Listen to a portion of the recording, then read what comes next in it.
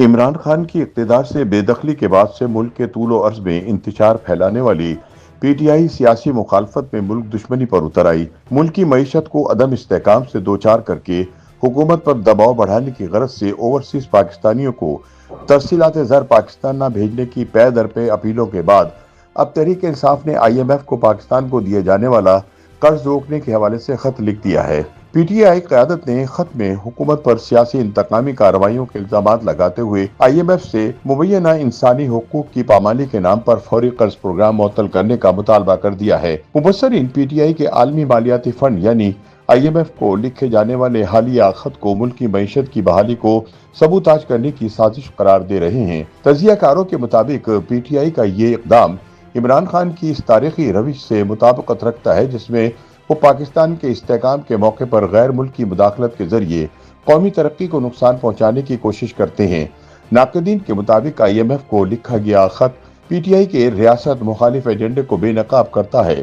P T I قیادت اقتدار سے بے دخلی کے بعد سے مسلسل پاکستان کے معاشی استحکام کو نقصان پہنچانے کی کوشش کر رہی ہے، جس سے پتہ چلتا ہے کہ پی ٹی آئی اپنے مسائل کے جمہوری یا قانونی حل کی بجائے غیر ملکی مداخلت کو ترجیح دیتی ہے۔ مبصرین کے مطابق پی ٹی آئی کا آئی ایم ایف کو جزیات جمع کرانا ملکی معیشت کو نقصان پہنچانے کی ایک اور کوشش ہے۔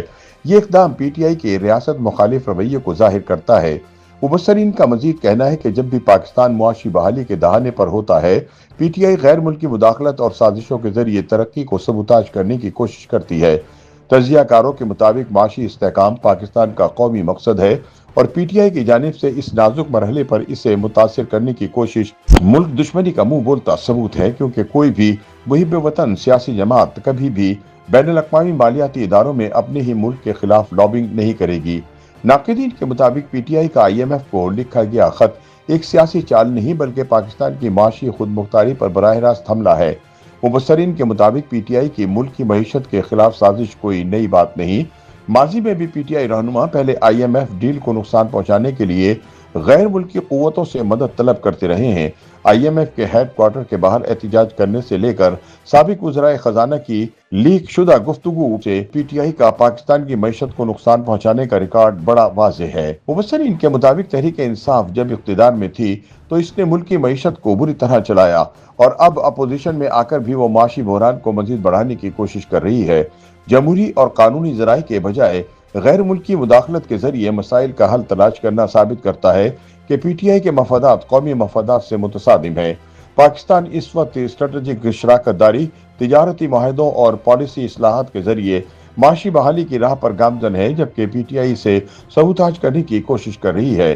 تجزیہ کاروں کے مطابق پی ٹی آئی کا آئی ایم ایف کو ڈوزیئر جمع کرانے کا وقت کوئی اتفاق نہیں، یہ ایک سوچی سمجھی سازش ہے تاکہ اس نازک مرحلے پر معیشت کو غیر مستحکم کیا جا سکے۔ کوئی ذمہ دار سیاسی جماعت معاشی چیلنجز کو سیاسی فائدے کے لیے ہتھیار نہیں بناتی، مگر پی ٹی آئی قومی بحرانوں سے ہی اپنی سیاست چمکانے کے لیے سرگرداں ہے۔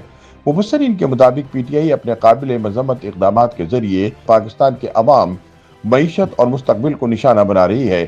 جب بھی پاکستان ترقی کی راہ پر آتا ہے، پی ٹی آئی ایک تخریبی عنصر کے طور پر سامنے آتی ہے۔